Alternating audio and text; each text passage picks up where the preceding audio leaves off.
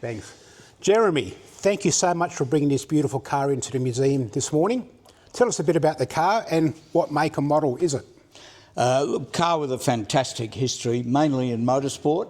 Its correct name is a Lancia Fulvia Rally Coupe 1.6 HF. So this model started with Lancia in 1962 as a four-door sedan. And then in 1965, they designed in-house this beautiful coupe. It came out with a 1.2 engine, then a 1.3, very popular car in Italy. They built 150,000 of them, so quite a successful car, particularly as a ladies' car in Rome, very popular. Is that right? Okay, fair enough. They did a few rallies in the mid-60s and found it reasonably competitive, but it needed a bit more power. So they evolved it and they brought it out with a 1.6-litre engine in 1969.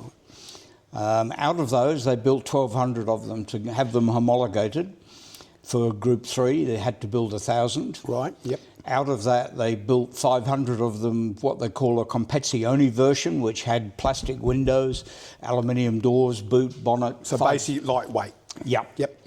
And then out of that 500, 38 of them were used by the Lancia team in the World Championship, and this is one of the 38. So this is one of the original 38 Lancias? One of the original 38 works rally cars. Rally cars, okay. Fantastic. So this car was new for the 1972 San Remo rally. Quite a bit out of the blue, Munari driving a Fulvia won the Monte Carlo rally in 1972. Right. And as a result of that, Marlboro came on board as sponsors.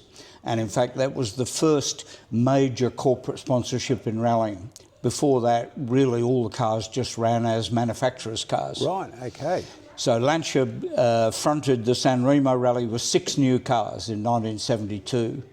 Came first and second. This car came second with Sergio Barbasio and Piero Sedona. I'm glad you can pronounce them. I wouldn't be able to pronounce those names. The sister car won the event, driven by Amilcare Ballestieri, and that car was 2268. This car's 2269, so pretty special. Okay. So what events have you competed in this car? After a run in the World Championship, the car did 10 years in historic racing in California, and then I was able to buy it, bring it to Australia. And my plan was to do some of the historic events in Europe. And I knew if I had a works car, there was a good chance of getting a start. Right. So I brought it to Australia, overhauled it, but kept it very original. And we did Rally Tasmania a couple of times. Then we did the Bordeaux Rally, which we won. Okay. That was in Victoria. Then we did 2 Targa Tasmanias, and in 2000 I won Targa Tasmania Classic in this car. Since then we've done a number of European events. I shipped it to Europe in 2002, and we did 1 event a year. So I'd fly over, give it a service, drove it from England to Germany, drove it from France to Corsica, down to Spain. We did 5 of the great historic rallies. And then I brought it back to Australia. We did Targa again. Right. And recently I did Legend of the Lakes hill climb. And in fact, 2 days ago, we ran it up Collingrove. So it's had a very long history. Right.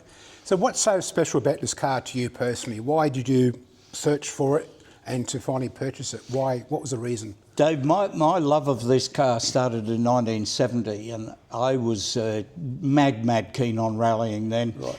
Doing the Rally of Great Britain in one of British Leyland's best. And in the middle of the night, one of these went past me.